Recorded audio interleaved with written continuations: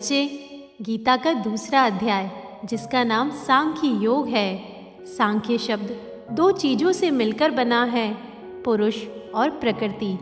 पुरुष यानी आत्मा और प्रकृति मतलब मन, गुण यानी सत, रज, तम। जब आत्मा को दुनिया की अवचेतन चीज़ों और गुणों का ज्ञान होता है तब सांख्य योग बनता है। आज का अध्याय अति महत्वपूर्ण है क्योंकि यह अध्याय ज्ञान और व्यवहारिक ज्ञान में अंतर बताता है। यह ज्ञान को व्यवहार में लाते हुए कार्य करना सबसे श्रेष्ठ माना गया है। यह हमें सिखाता है। हम कई जगह महसूस करते हैं कि लोग बड़े बड़े ज्ञान की बातें तो बोल देते हैं, पर हम अपने जीवन में उसे कैसे अपना सकते हैं वह कोई नहीं बताता। आओ इस विशेष अध्याय का पाठ प्रारंभ करें। दूसरे अध्याय की शुरुआत भगवान कृष्ण के गुस्से से शुरू होती है।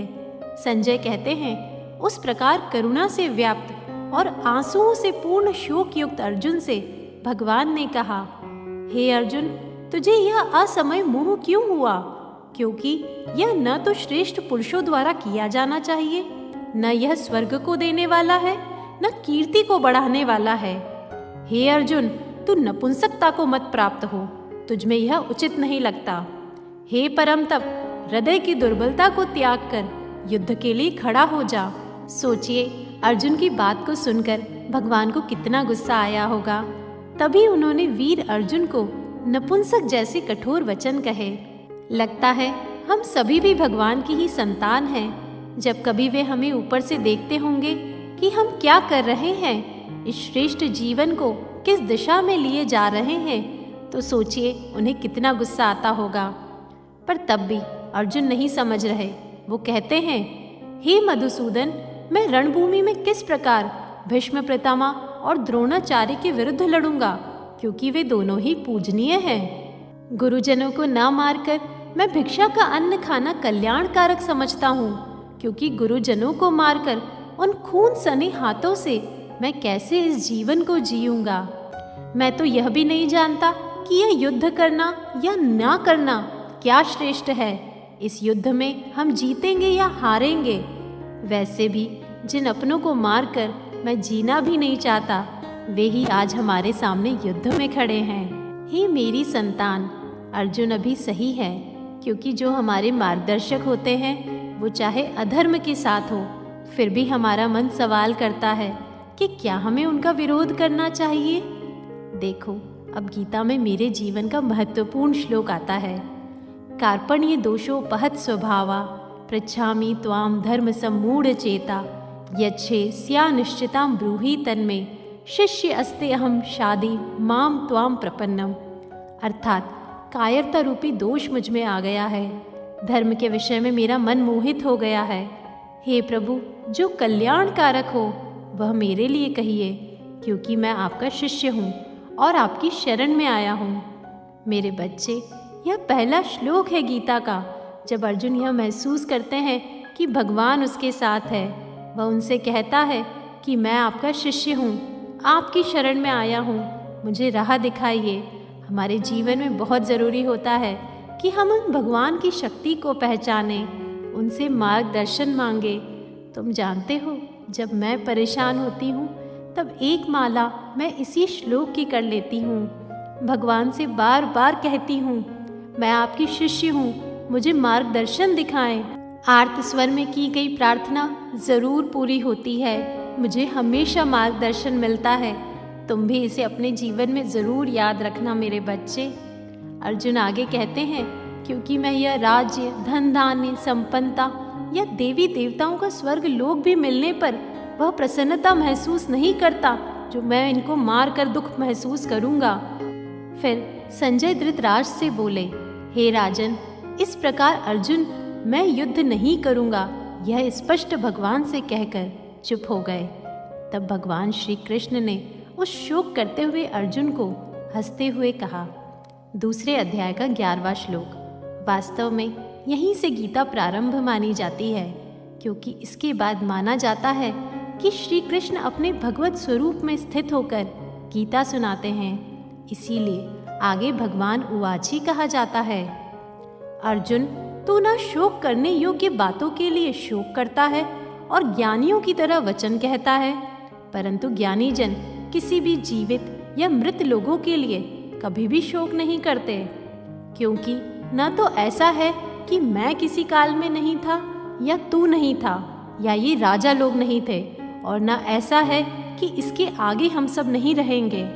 भगवान अब 13वें से 30वें श्लोक तक आत्मा की नश्वरता अर्थात आत्मा अजर अमर है यह समझाते हैं। वे बताते हैं कि तुम सभी को आत्मा के रूप में पहचानो और इस शरीर से मोह मत रखो।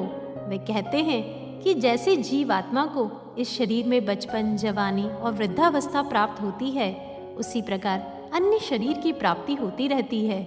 इस विषय में धीर पुरुष मोहित नहीं होते, क्योंकि दुख सुख को समान समझने वाले ज्ञानी पुरुष ही मोक्ष को प्राप्त करते हैं।